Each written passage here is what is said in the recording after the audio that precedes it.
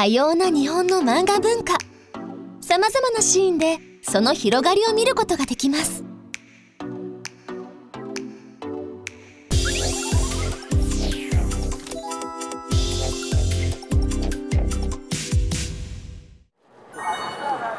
次から次へと入場してくる人の波。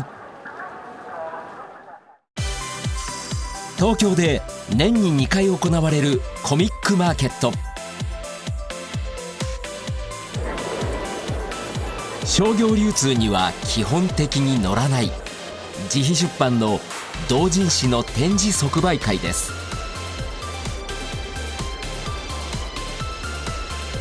3日間の開催で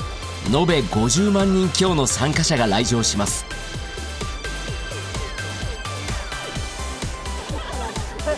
ジャンルも漫画、アニメ、ゲームほか、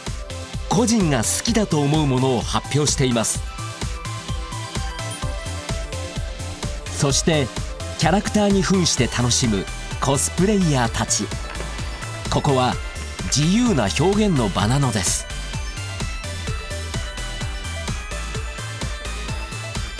共同代表の筆谷さんはコミックマーケットについてこう語ります。自分が好きになったものを、とにかくアピールして、それを楽しんでもらう仲間を作っていく、とにかく好きなものを好きなようにやって自分も楽しむ、またそれに引き寄せられた仲間も一緒に楽しんでいこう、そういうのの大きな集まりの場がコミックマーケットの場だと思います。糸留さんはコミックマーケットに毎回参加しています。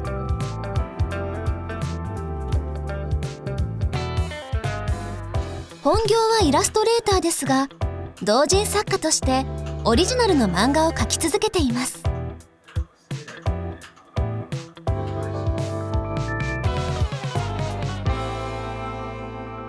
表現手法として面白いんですけど、とてつもなく情報の提示量の幅が非常に広いんですよね。そこが漫画のすごいところで、とてつもなく緻密な描写をした後に印象的な白抜きのカットとかにしてっていうことをしても全然浮かないっていうか、そういう文脈が取り得る演出の幅が非常に広いのに、そこに何の違和感もないっていうのが一つだし、糸留さんのこの作品は独特な SF の世界。海面の上昇によりさまざまなものが水没してしまった都市で、効率的な輸送手段であるグライダーが活躍するという物語です。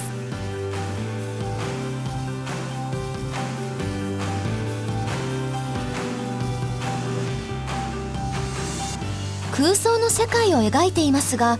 リアリティを追求するためには納得のいくまで調べ抜きます。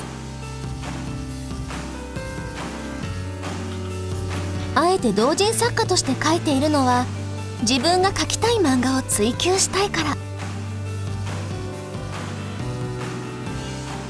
分かる人に分かればいいかなと、コアな人たちにはちゃんと届くんだなっていうのが体感としてあるので、無理にみんなが分かるものを作らなくてもいいのかなっていう解釈が私の中ではあります。やりがいがあるし、演出も面白いしっていうので、面白いことだらけだからやってるって感じです。コミックマーケットの存在は多くの人に漫画を描くというモチベーションを与えています。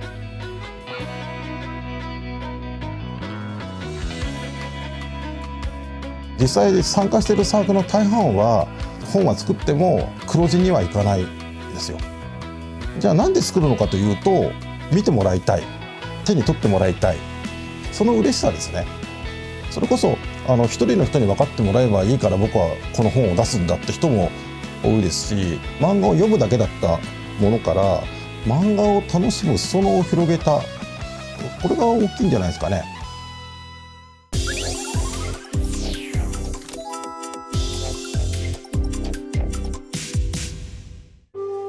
ここは8世紀に創建されたという神田明神。江戸の総鎮守として親しまれてきた東京を代表する神社の一つです。境内の一角にはたくさんの木の札、絵馬がかけられています。これは参拝者が願いを書いて神社に奉納するもの。最近この神社では漫画やアニメのキャラクターが描かれている絵馬が増えています。その理由はこの神社が有名な漫画アニメに登場したこと。作品に登場する実在の場所をファンは聖地と呼び、そのさまざまな場面を追体験しようと参拝するのです。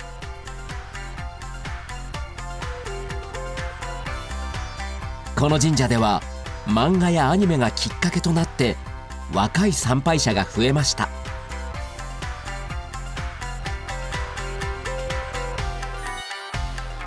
縁結びで有名な高木神社も漫画アニメとのコラボレーションを積極的に行っています。その作品はからかい上手の高木さん。当社が高木神社という名前で、作品もからかい上手の高木さんということで高木つながり、あとは作品も恋愛ものであったり、当神社が縁結びの神社ということで今回コラボすることになりました。神社ではヒロインのパネルを用意してファンの人たちが楽しめる工夫をしています。コラボをしてからは今までとは違う参拝者も訪れるようになりました。今までだともう地元の地域の方だけだったのが、アニメ漫画を通じて世界各国からいらっしゃるようになりましたね。ファンの方の聖地として結構皆さん笑顔で楽しそうに参拝に来てくれるんですね。そういった場所が作れたことっていうのも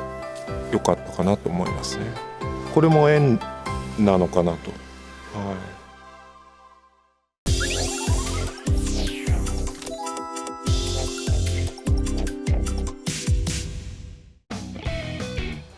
観光庁でも漫画とのコラボレーションが進んでいます。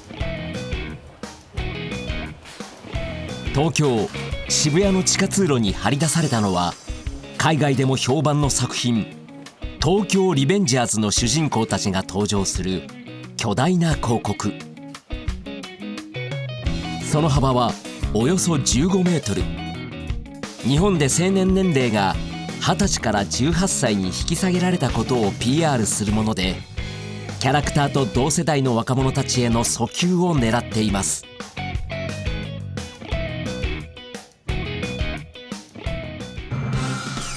こちらは感染症予防の注意喚起をするためのポスター。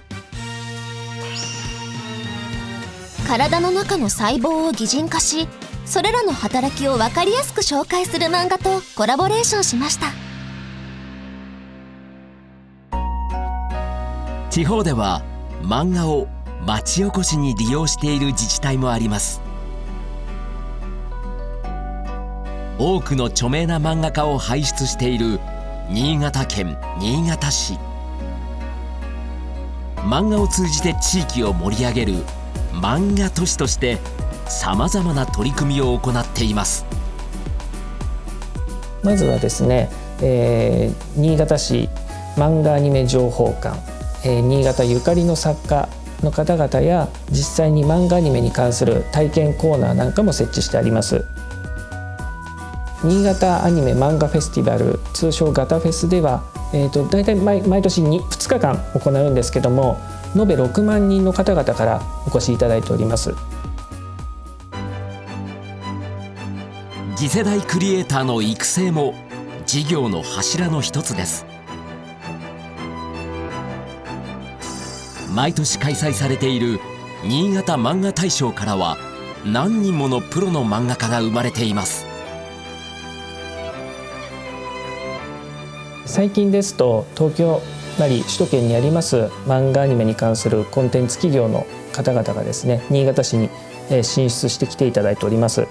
今後は企業さんなり、教育機関と連携を図りながら育ててきたクリエイターの皆さんが実際に漫画アニメ産業と結びつくような取り組みを行っていきたいと考えています。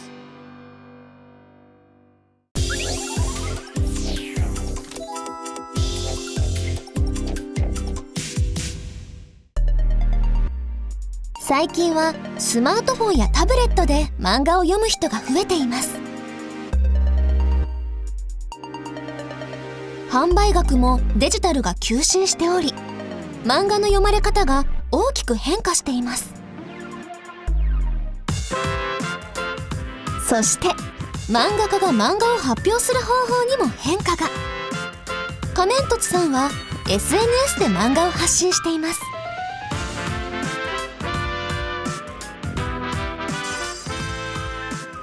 子グマが主人公のほのぼのとした漫画「子グマのケーキ屋さん」。この作品は最初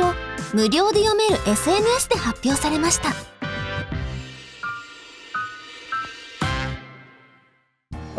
出版社とかもなるべくタダで読ませないと SNS で公開させないぞっていう気持ちが本当強かったんですよね。でもやっぱり漫画の本って面白いかどうかわからないで買うっていうのってやっぱりリスキーだし、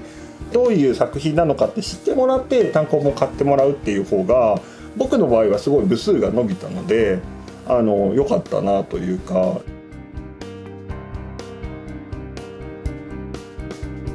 SNS での作品の公開にはこんなメリットもありました。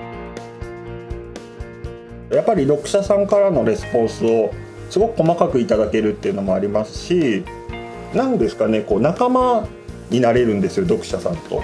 その作品を広げる手助けを一緒にしてもらってたりとか、読者さんも一つのクリエイターとして加担してもらえてるっていうのはすごく作者としてもすごい楽しいところですね。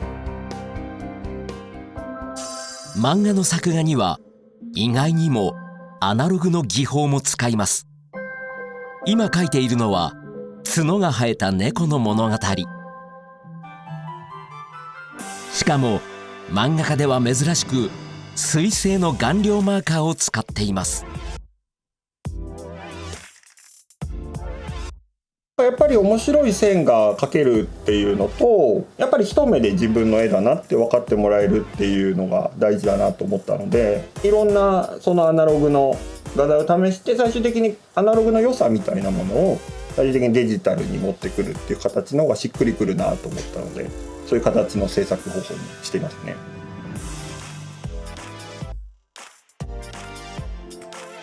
アナログとデジタル両方のいいところを漫画の制作や発表に生かす仮面凸さん。仮面凸さんが考えるアナログとデジタルの未来はどのようなものなのでしょうか。インターネットの漫画、単行本の漫画、それがだんだん融合していってなんか一つのものになっているっていうのが本当のところだなと思っていて、インターネットの内と外みたいなものをどんどん意識しなくなっていくのがこの先の未来だと思うので、でもなんかやっぱり触ったりとか撫でたりできるみたいなのもやっぱ本の良さだったりするので、好きな時に手を取って広げられるっていうところに良さがあるような気がするので、ここはちょっとこだわってはいきたいですね。ね、こだわっていきたいですね。